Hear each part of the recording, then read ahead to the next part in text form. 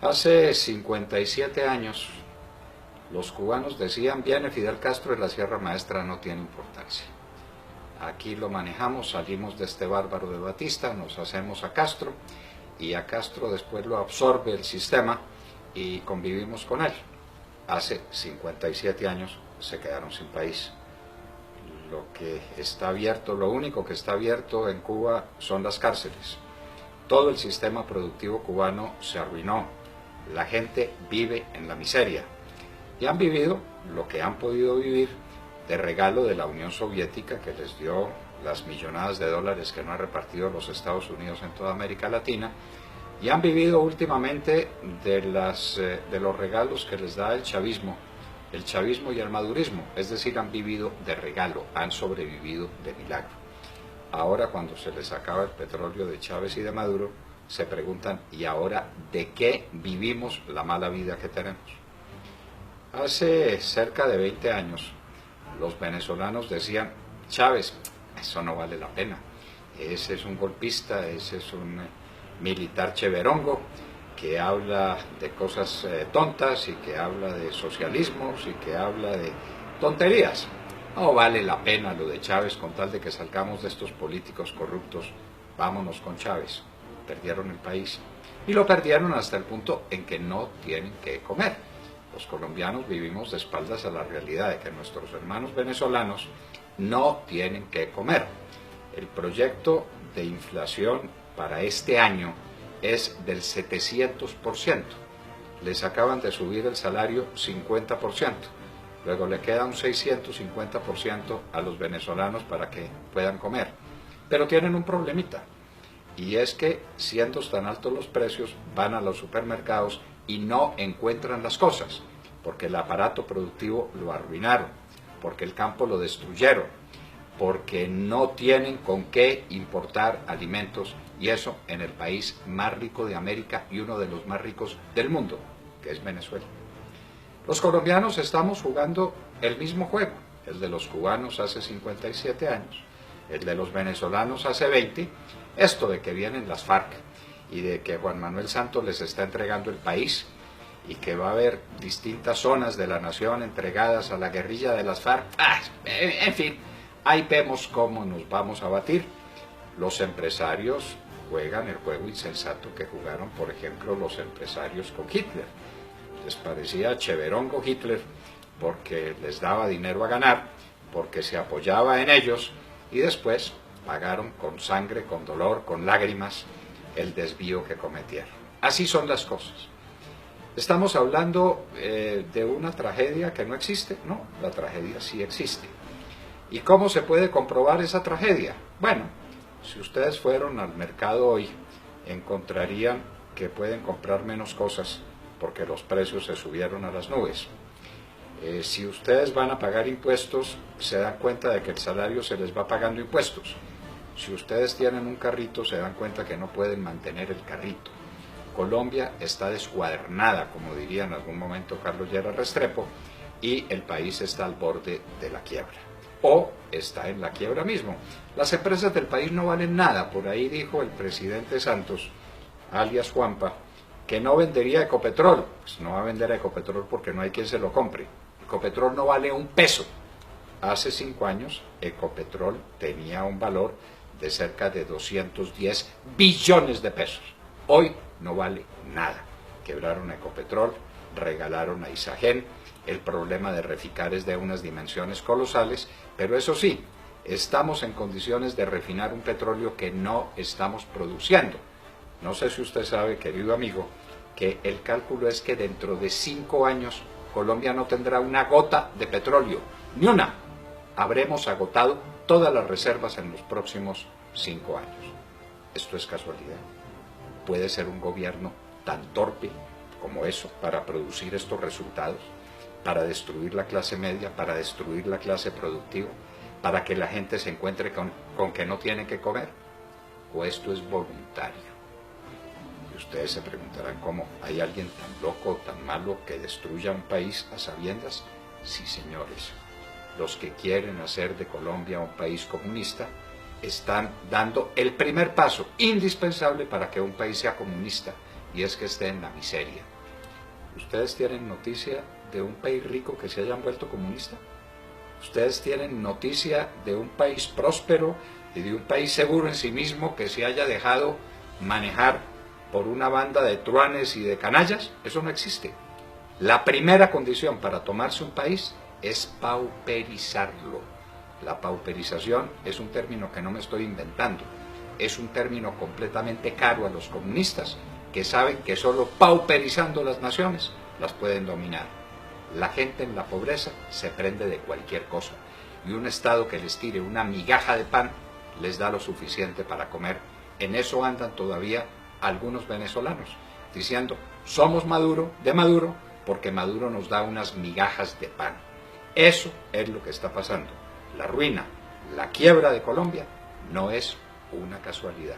De lo que se ve venir, tenemos un ejemplo muy claro con lo ocurrido en Conejo, La Guajira, municipio de Fonseca. El gobierno de Juanpa, con la plata de ustedes, queridos amigos, se trajo unos bandidos que estaban en La Habana en un jet charter privado. ¿Ustedes han montado alguna vez en un jet privado? Estoy seguro que no. Ellos sí, estos asesinos, estos canallas, estos secuestradores de niños, montan en jet charter costeado por ustedes. Pasaron una noche en Valledupar, pero no en un cambuche, por supuesto. Lo pasaron en el Hotel Sonesta, por cuenta de ustedes. Al día siguiente, los esperaba un helicóptero, pagado por ustedes, que los llevó a Conejo, en La Guajira. Y oh sorpresa, a La Guajira llegan, no se sabe la cifra exacta, 200, 300, 500 guerrilleros, armados hasta los dientes, con cananas llenas de balas, con fusiles de última generación. Los fusiles malitos que tenían eran los Galil, robados a soldados asesinados por ellos. No hay otra forma posible de que un guerrillero tenga un Galil sino sobre la base de un soldado muerto. Muy bien, 200, 300 o 500. ¿Cómo se movilizan? ¿Cómo llegan 300 bandidos de esos armados con fusiles de última generación hasta un municipio de La Guajira que queda, un corregimiento de La Guajira que queda al pie de Fonseca? ¿Dónde está una de las unidades militares más importantes del país? La unidad Rondón. ¿Por qué no se movilizó? Porque tenía orden de violar la Constitución y la ley, porque tenía orden de quedarse en su sitio, porque tenía orden de entregarle la tierra colombiana a los bandidos. Pues ahí estuvieron, se tuvieron que movilizar por la noche, la pasaron tranquilamente, al día siguiente estuvieron todo el día en Conejo, oyendo unas arengas, dichas a quienes, a la gente del Conejo. No solamente, trajeron buses, más de 30 buses se dice, de distintos lugares de la costa, con gente que venían a oír esas arengas. 30 buses no se movilizan fácilmente. Vaya, contrátelos y después me cuenta cómo es, y llénelos de gente, y dele a esa gente comida, y desayuno, y almuerzo. Háganlo por experimento. Pues llegaron al Conejo, oyeron a estos bandidos de las FARC echarles las arengas que quisieron, se tomaron la escuela. Asaltar una escuela con fusiles es un delito de lesa humanidad, de esos que no se perdonan según el Tratado de Roma. Pues eso hicieron. Como tenían hambre, llegaron a la finca de un vecino y le mataron 10 novillos. Pues no importa, 10 novillos, no son ustedes los dueños de los novillos. No nos duele el dueño de esa finca que fue de esa manera expoliado. Pasaron todo el día. Dueños y señores del pueblo, dueños y señores de la situación. Al final, en carros muy lujosos, en 4x4, como se dice de esas camionetas, emprendieron el camino. ¿Con qué rumbo? Nadie sabe. ¿A qué distancia? Nadie sabe. Hay una cosa que sí sabemos, y es que el ejército tenía orden de abrirles paso. El ejército de Colombia, nuestro glorioso ejército, comprometido en un acto de violación a la ley y a la Constitución, porque los despejes están absolutamente prohibidos, y porque la orden de los militares es atacar a bandidos armados donde quieran que los vean. Así pues, que en Conejo se dieron todas estas circunstancias, concentraciones inmensas de gente, los bandidos de las FARC hablándole a una población atónita que veía ante sus ojos que eso no era de ellos, que la tierra de ellos era de los guerrilleros, que les estaban advirtiendo: de aquí en adelante ustedes son de nosotros. ¿Pasó eso solamente en el Conejo? No, pasó en 5 lugares distintos del país: en el Caquetá, en Putumayo, en el Meta. Solo que en Conejo los pillaron. Y una vez que los pillaron, salió Juanpa Santos, el presidente, que tenemos por desgracia, a decir: las FARC abusaron de nuestra credulidad. ¿Sí? ¿Quién los trajo en jet? ¿Sí? ¿Quién los albergó en un hotel de 5 estrellas? ¿Sí? ¿Quién se los llevó en helicóptero? ¿Sí? ¿Quién los tuvo días perdidos sin que nadie sepa dónde más estuvieron? ¿Dónde más cometieron atropellos? ¿Dónde más se comunicaron con grupos armados para lo que se viene, que es el dominio total del territorio nacional? De La Habana va a salir un acuerdo, dice, una convención, donde les van a entregar un número de territorios que nadie sabe cuánto es. A juzgar por los que van a venir a verificar el proceso, son por lo menos 18 lugares del país. No son 18 conejos, son mucho más grandes que esos 18 conejos. Nadie los quiere recibir. Ya dijeron los del Casanare que no los reciben. Ya los de Antioquia están en pie de lucha. ¿Quién quiere recibir a esos bandidos, a esos asesinos? Nadie. Santos está hablando de una guerra que no existe, cuando teníamos plena seguridad en los últimos días del gobierno de Uribe, y a lo largo prácticamente de los 8 años del gobierno de Uribe, nos están armando una guerra que calculan ellos que van a ganar, inclusive con la ayuda de nuestro ejército. Ellos calculan que nuestro ejército se va a unir a los bandidos. Lo que sigue, señores, es la esclavitud, la pobreza y el hambre.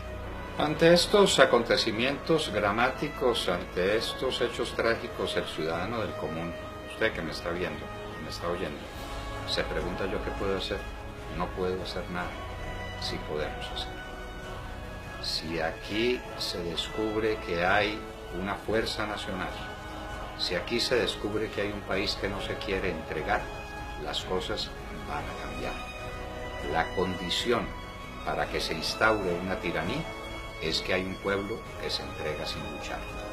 ¿Y cómo la lucha? No los estamos invitando a actos heroicos ni a que tomen signos trágicos de la vida. Algo muy sencillo.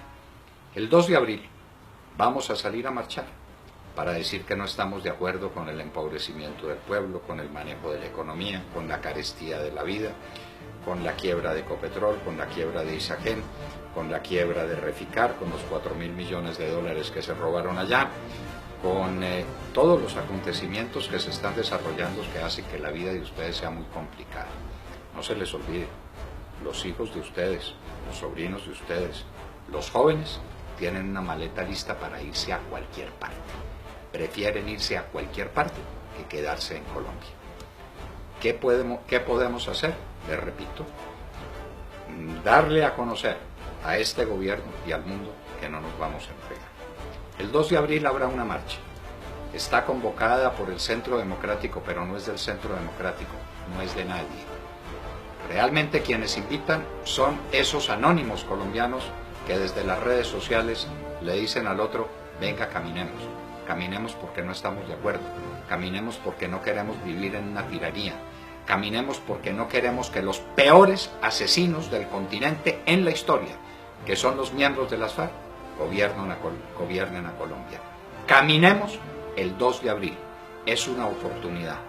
Si algún día pasa lo que pasa, usted dirá orgulloso: al menos caminé el 2 de abril.